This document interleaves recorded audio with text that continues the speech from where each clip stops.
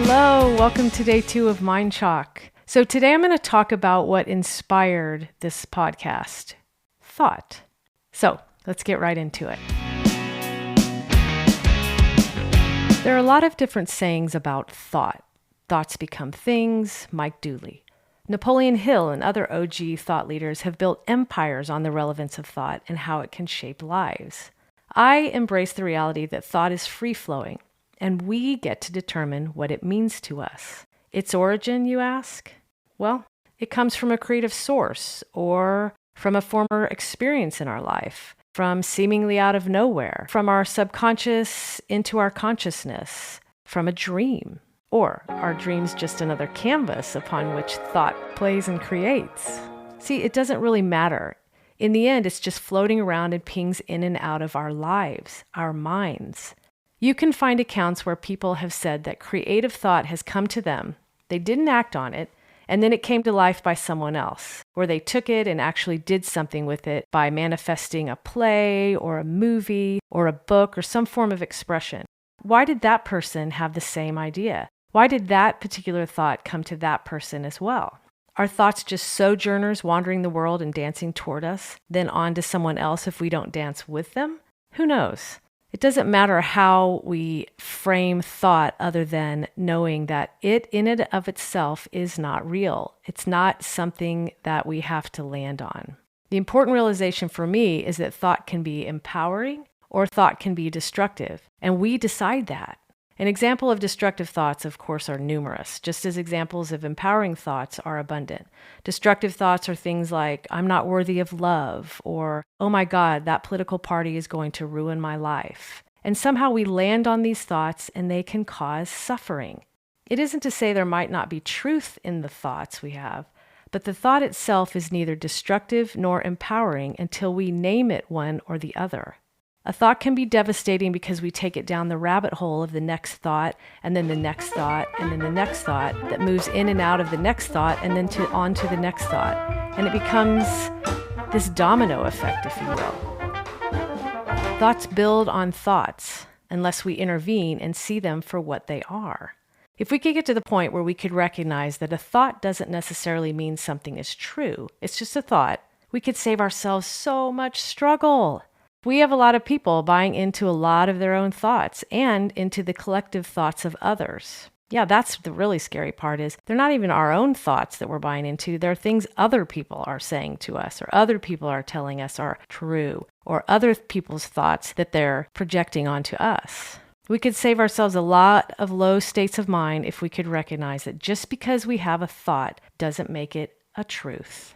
And by the way, state of mind is an important thing here because when we're in a low state of mind, most thoughts are going to feel heavy-weighted. They're going to feel negative and a lot of times alarming. When we're in an elevated state of mind, when we see the reality from which we exist as a more positive place, life can feel joyful and fulfilling.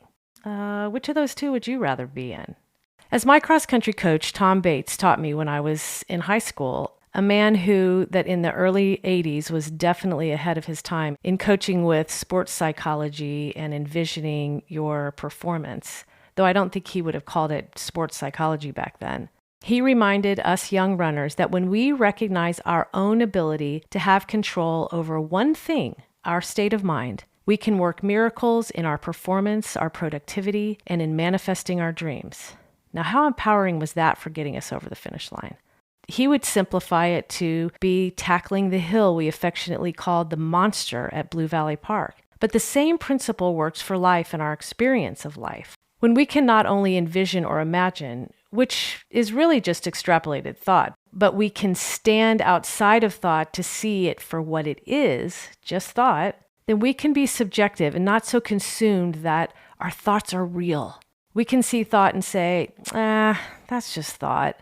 Or, wow, I'm really buying into this thought. Seeing thought for what it is becomes like any other moment of choice. You know, that God-given right we have, choice, freedom of will, freedom to see things as they are for us.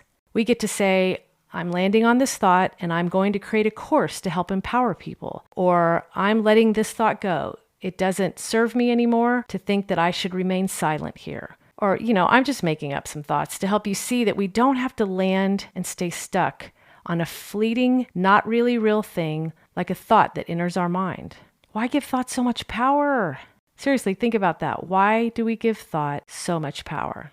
Again, giving it power when it empowers us is one thing, but giving it power when it's destructive or causes us low states of mind or causes us to go into an emotionally low state of mind, that doesn't make any sense. Why would we do that to something that isn't really supposed to land as real? So I want everyone to play with this, right? To recognize thought for what it is. If we could just start to understand this, that just because something pops into our mind doesn't mean it's real, doesn't mean we have to heed its presence and try to cogitate and understand what it's trying to tell us, because a lot of times we kind of get that wrong. Or if it's a thought you like, do with it what you want. Let it empower you. Move forward in the direction and write the next best screenplay, or move forward in the direction of that thought and build the next best business model for you. Move in that direction and help save people that are homeless and hungry. That's where that freedom of choice and our free will, whatever you want to call it, has the same underlying principle relative to thought. Thoughts don't have to land. Thoughts don't have to become something. Use the ember effect. This is a good one. The ember effect. So imagine an ember popping out of a fire and it catches onto your clothing. If you leave it there, it'll burn your clothing and consequently you. Or you can flick it off. Then it doesn't do any damage. Even if it's a good thought, you can direct the fire of that ember and let it burn like an inferno and become something magical and wonderful in your life. I wouldn't let it burn on your clothing necessarily. That would be quite devastating. Or it can burn like an inferno and be something devastating as well, like the fire itself. But the choice, do you see the difference? The ember is the thought. It comes in, you can do with it what you want. You can ping it into another area and create an inferno of something magical and wonderful, or you can flick it off because you don't want it to burn your clothes and your skin. Ultimately, thoughts, they mean nothing until we make them mean something. Just think about that. I'll see you tomorrow.